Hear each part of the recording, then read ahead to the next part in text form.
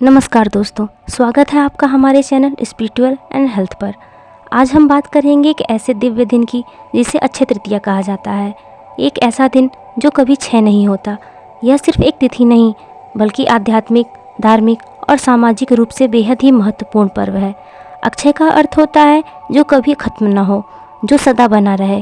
तृतीया यानी तीसरा दिन। हिंदू पंचांग के अनुसार यह पर्व वैशाख मास के शुक्ल पक्ष की तृतीया तिथि को मनाया जाता है।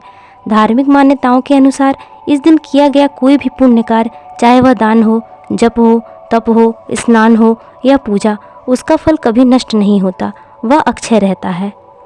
इसलिए यह तिथि स्वयं में सर्वसिद्ध मुहूर्त मानी जाती है। यानी किसी भी शुभ कार्य को करने के लिए पंचांग देखने की आवश्यकता नहीं होती। दोस्तों, इस दिन से जुड़ी कई दिव्य कथाएं हमारे पुराणों में वर्णित हैं। अक्षय तृतीया के दिन ही भगवान विष्णु के छठे अवतार परशुराम जी का जन्म हुआ था। परशुराम, जिनका नाम ही पराक्रम और धर्म की रक्षा का प्रतीक है, उनके जन्म से इस दिन का महत्व और भी बढ़ जाता है। मान्यता है कि इस दिन महर्षि वेदव्यास ने भगवान गणेश को महाभारत लिखने के लिए आमंत्रित किया था। महाभारत जैसे दिव्य ग्रंथ की रचना का प्रारंभ इसी दिन शुरू हुआ था। कुछ परंपराओं में यह भी माना जाता है कि इसी दिन माँ गंगा धरती पर अवतरित हुई थी। वहीं श्री कृष्ण और सुदामा की मित्रता की प्रसिद्ध घटना, जब सुदामा कुछ चावल लेकर द्वारका पहुँचे थे और श्री कृष्ण ने सुदामा की सारी दरिद्रता दूर कर दी थी, वह भी अक्षय तृतीया का ही दिन था। यह दिन सच्ची भक्ति और मित्रता का प्रतीक है।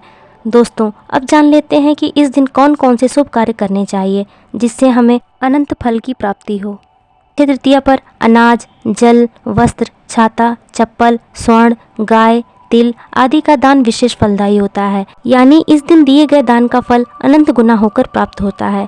गंगा, यमुना या किसी पवित्र नदी में स्नान कर भगवान विष्णु व माँ लक्ष्मी की पूजा करना अक्षय फल देता है। इस दिन ओम नमो भगवते वासुदेवाय या ओम श्रीम महालक्ष्मी नमः का जाप करना चाहिए। अक्षय तृतीया पर सोना, चांदी या कोई धातु और झाड़ू खरीदना शुभ माना जाता है। यह समृद्धि और धन वृद्धि का प्रतीक माना जाता है।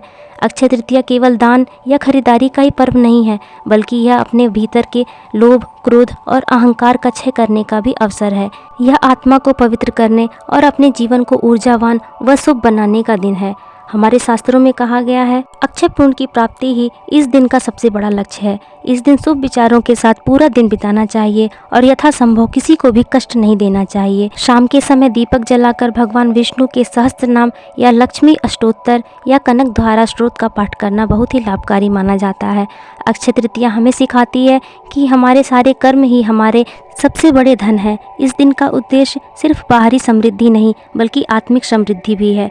तो इस अक्षय तृतीया पर आप भी अपने जीवन में शुभता, सेवा और साधना का दीप जलाएं। अगर वीडियो पसंद आई हो तो इसे लाइक, शेयर और सब्सक्राइब जरूर करें। आप सभी को अक्षय तृतीया पर्व की हार्दिक शुभकामनाएं। जय श्री हरि, जय माँ लक्ष्मी।